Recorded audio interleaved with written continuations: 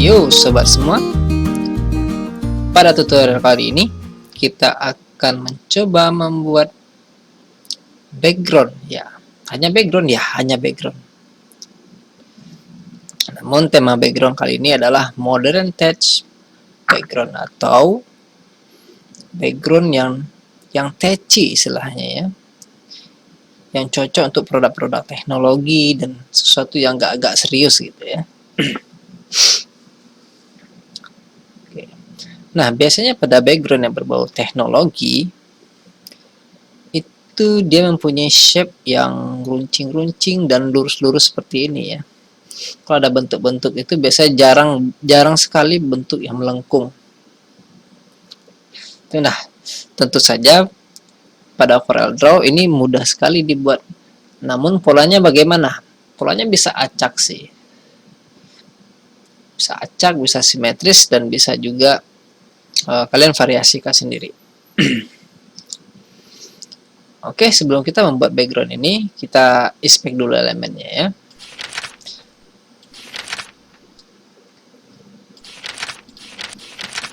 Enggak begitu nampak karena seperti biasa saya menggunakan power clip. Oke, kita lihat wireframe-nya dulu. Nah,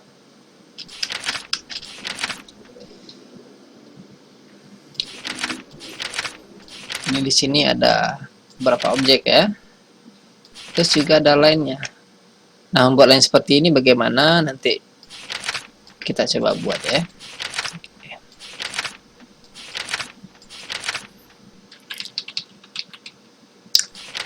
Oke, untuk langkah pertama, mulai dari setting dialog bar-nya, saya menggunakan RGB design ya, tentu saja dengan ukuran 1600 x 900 atau 16:9. Satuannya pixel dan resolusinya 300 dpi. Oke, saya buat di sini saja ya teman-teman ya. Nah, yang pertama adalah kita buat dulu latar belakang yang gradasi ini. Di sini saya memilih warna biru, deep navy blue, ya, dengan gradasi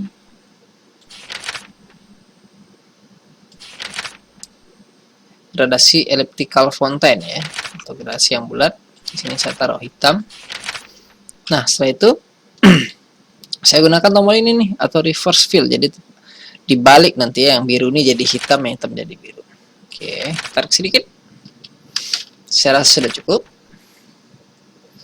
Nah, kemudian baru kita buat shape-nya. Nah, ini penting. Di sini saya membuat garis miringnya ini itu sama dengan bagian ini. Nah, agar sama, kita menggunakan yang namanya guidelines ya. Jadi pada snap to ini kita aktifkan ini semua agar kita gampang mengatur objeknya. Yang pertama kita tarik dulu dari ruler sini ya. Kalau ini tidak muncul, kalian bisa pilih view di sini dan show rulers ya. Dan yang kedua juga show guidelines-nya atau garis bantu. Kita coba dulu ya, tarik aja dari sini satu. Oke. Nah, guidelines bisa kita duplicate seperti cara yang biasa ya. Nah, setelah ini lurus ini default-nya ya, default ya. Kita klik pada guidelines ini dan klik sekali lagi, maka kita bisa membuat dia miring. Ini ya, kita tekan kontrol untuk sudutnya. Oke, segini cukup ya. Kalau saya rasa ini 60 derajat. Oke, di sini juga sama. Nah, ini garis bantu ya. Untuk kita membuat sudut miringnya ini. Setelah itu kita buat shape-nya dulu dengan menggunakan rectangle tool.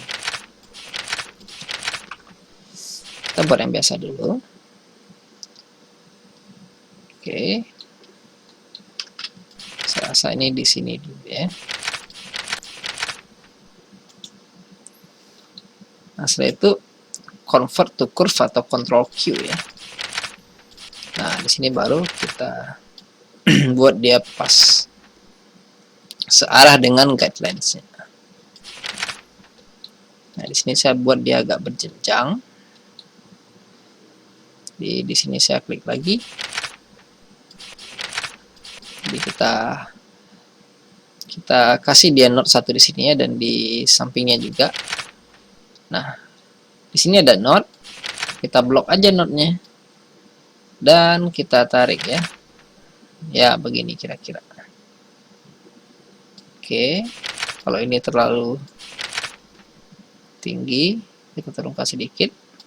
Nah, setiap kita adjust, garisnya ini pasti tidak 60 derajat lagi. Makanya kita menggunakan yang namanya guidelines ini ya. Nanti kita tinggal set di sini. Gunakan spasi ya agar lurus. Setelah itu kita tarik guidelines-nya ke sini. Baru kita adjust yang ini. Oke, perfect.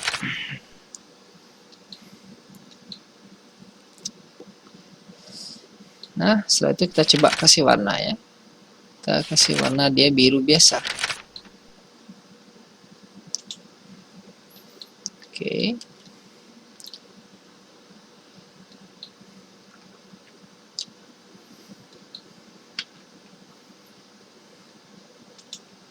Setelah itu baru di transparansi. Kira-kira begini ya. Gunakan transparansi tools. Nah, setelah itu kita duplicate ini. Kita duplikasi untuk membuat shape selanjutnya, tentu saja ya. Nah, ini kita perkecil ukurannya. Tuh. Ini juga. Oh, tidak lurus ya. Saya nggak yakin ini bisa lurus, makanya saya gunakan trim tool saja. Trim. Oke, pasti lurus. Nah, setelah itu set ini ke sini. Tarik lagi garis bantu tadi. Ya, saya duplicate aja ya. Oke.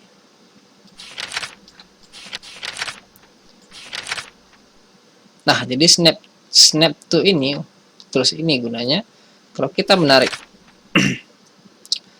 ingin menempelkan bagian garis dari objek, dia pasti akan langsung otomatis. Oke. Ini saya buat lagi ya shape-nya ya.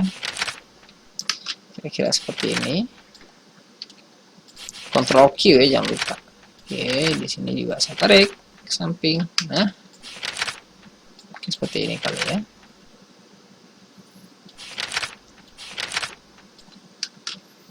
Warna biru dan transparansi tentunya. Oke.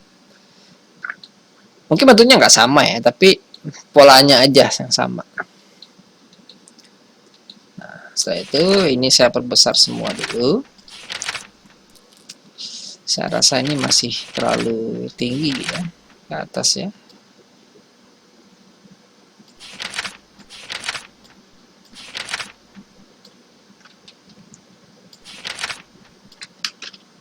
Oke. Saya tarik sini.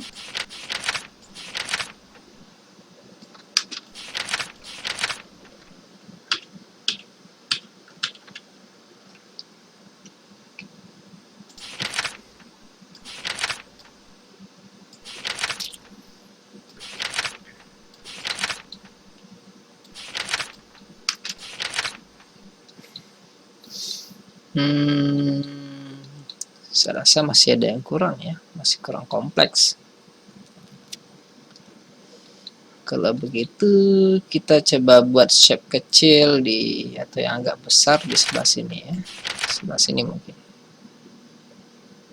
Atau ini saya perpanjang sedikit di sini.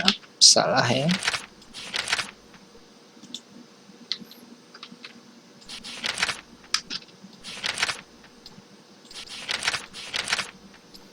Segini cukup.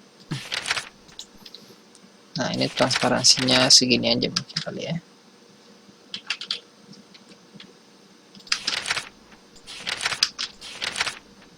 Oke, cukup ya. Saya bikin satu sisi aja, ya bagian atas sini aja. Karena nanti diduplikat aja ke bawah biar sama gitu ya, biar agar simetris. Sekarang saya delete dulu. Ini. Oke, nah. Sekarang adalah bagian garis-garisnya ini. Ini garisnya runcing ya. Runcing dan dia blur. Oke, kita akan coba buat dulu garisnya. Yang pertama ini. Oke, kita hilangkan dulu dia transparansinya dan kita kasih garis warna putih ya, atau di sini saya pakainya warna cyan ini ya, dengan ketebalan 2 piksel atau 3 piksel cukup. 3 piksel, saya pilih 3 piksel aja ya. Dan sekarang saya hilangkan fill-nya. Nah, jadi karena ini masih berbentuk objek jajar genjang, saya ingin mengambil garisnya aja. Oke, kalau gitu kita select objek dan convert outline to object. Ya. Nah, awalnya dia adalah outline atau garis, sekarang dia malah jadi objek biasa seperti ini. Ya. Kalau kita kasih garis, maka garisnya akan mengelilingi tentunya ya. Nah, setelah itu untuk garis ini saya klik 2 kali tentunya, dan node ini saya adjust saja ke sini nih, pojok. Oke, gitu saja ya teman-teman ya. Ini juga sama. Nah, oke, saya rasa cukup. Setelah itu kita taruh di sini. Saya akan sedikit perbesar ya. Nah, segini cukup. Sekarang giliran ini saya duplikat dulu ya. Oke, langkah-langkahnya sama. Transparansinya dihilangkan. Oke, dan garisnya saya pilih warna cyan dengan ketebalan 3 dan pilih objek, convert to outline object. Outline to object ya. Oke. Klik 2 kali dan ini begini ya. Oh, saya rasa ini aja. Nah, oke, dan satu lagi yang ini. Nice.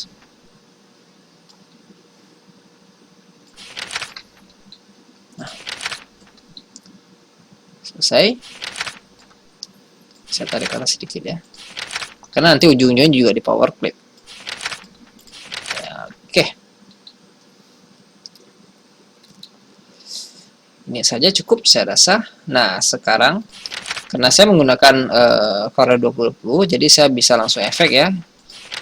Jadi langkah-langkah ini saya gunakan langkah-langkah Corel yang versi sebelumnya aja, yaitu saya convert dulu dia ke bitmap garis yang tadi. Setelah itu baru saya efek dia ke Gaussian blur. Saya ambilnya sedikit saja di sini ya. Atau saya gunakan 2 buah ini. Oke. Saya duplikat dulu. Nah, yang ini, yang sebelumnya tadi yang saya blur ya. Jadi dia ada 2 objek. Saya rasa segini cukup, dan ini akan di sini. Oke, lumayan. Nah, ini juga sama.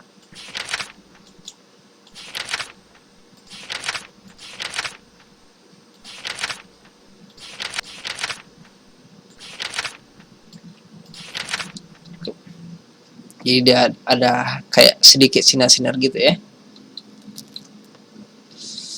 Setelah ini saya mungkin akan tambahkan sedikit garis di sini.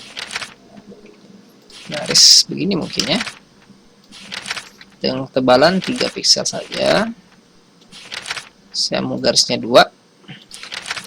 Kalau mau lebih juga nggak masalah ya. Setelah itu convert ke bitmap. Itu aja.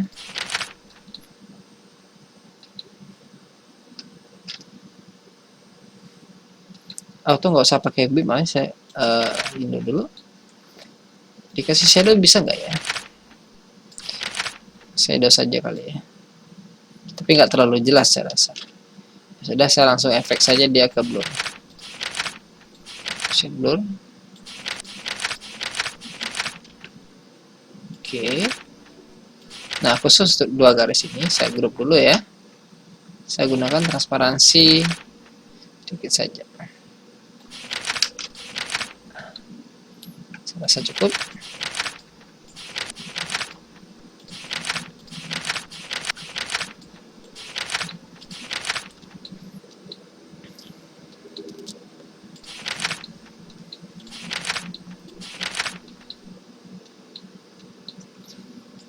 Oke.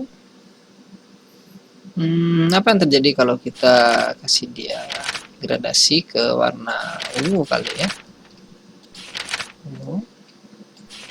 Saya rasa masih matching ya. Itu merah. Coba kita coba ungu dulu ya.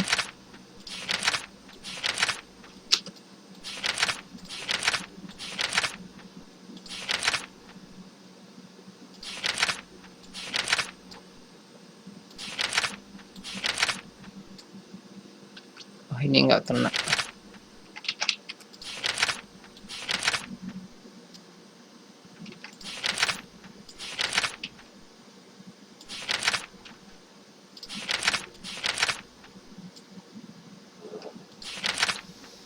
Oke, saya rasa cukup.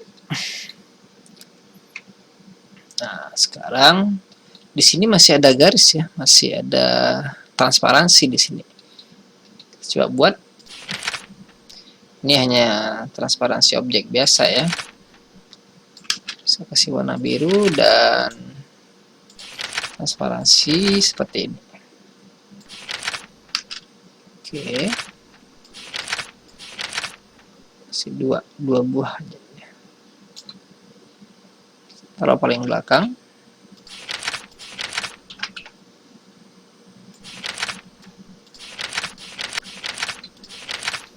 Nah, saya rasa cukup ya. Sekarang baru kita grup nih semua dan duplikasi. Oke, mirror vertikal dan horizontal. Oke.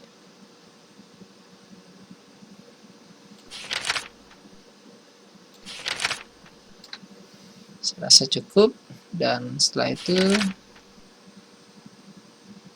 ini saya cut ya, karena ujungnya sudah penuh. Saya cut. Cara power clipnya agak sedikit berbeda, cuma tujuannya sama tentunya. Saya klik kanan pada objek background ini dan saya pilih frame type-nya create empty power clip frame. Nah, berarti dia udah frame power clip ini ya. Saya klik 2 kali dan saya paste di dalam ini. Oke, enough.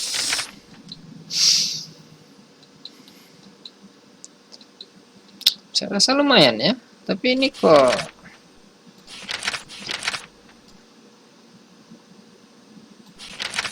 harus begini. Oke, harusnya begini ya. Nah, setelah itu saya ada garis-garis ini yang menyamping ya. Oke, kita gunakan ini dulu 60 derajat ya. Sekarang kita buat garis melintangnya. Sebenarnya nggak pakai ini bisa juga ya. Ya oke lah. Saya kasih dia tebalnya 8 pixel. Oke. Dan saya duplikat ke samping. Oke, duplikat banyak sekali. Setelah itu kita ganti dulu dia menjadi outline ke objek. Nah, setelah itu saya gunakan ini weld tool. jadi semua menyatu. Nah, kasih warna hitam ya. Oke, khusus untuk ini saya gunakan transparansinya yang elliptical atau yang bulat. Nah, karena dia terbalik, jadi ini saya ganti menjadi warna hitam. Jadi transparansi ini berbeda deh ya. Oh maaf, warna putih. Ini nggak terbalik. Harusnya begini saja.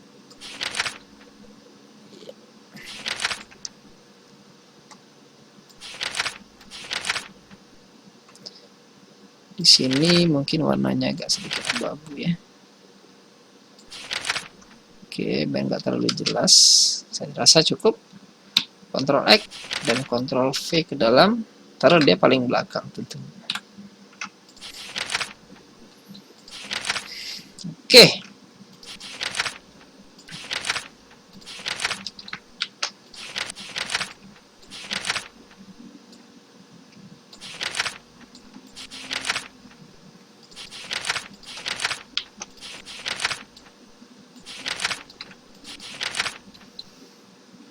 Bagus yang sebelumnya ya.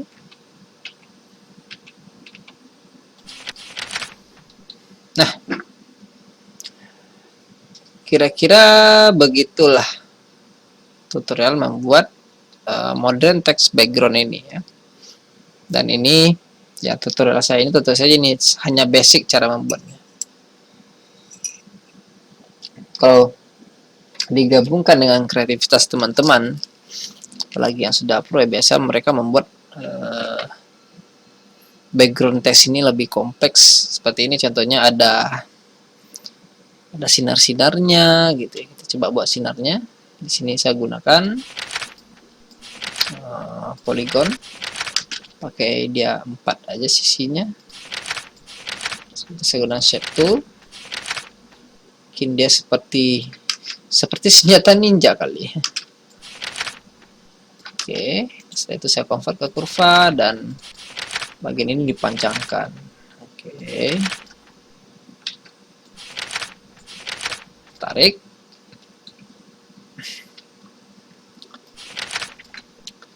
Bagian ini pendek saja saya kasih ya.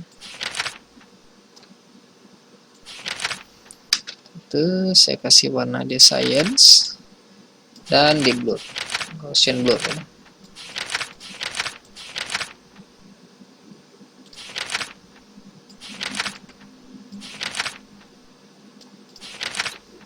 Oke, kira-kira begini. Di tempat-tempat yang terang.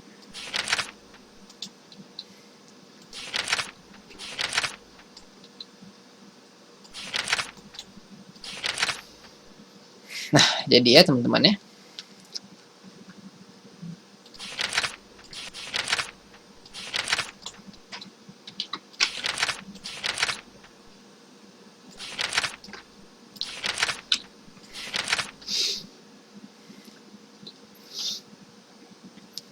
Oke, teman-teman semua, gimana? Lumayan kan?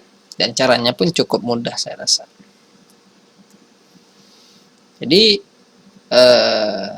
background ini memang sangat cocok sekali untuk tema-tema teknologi ya.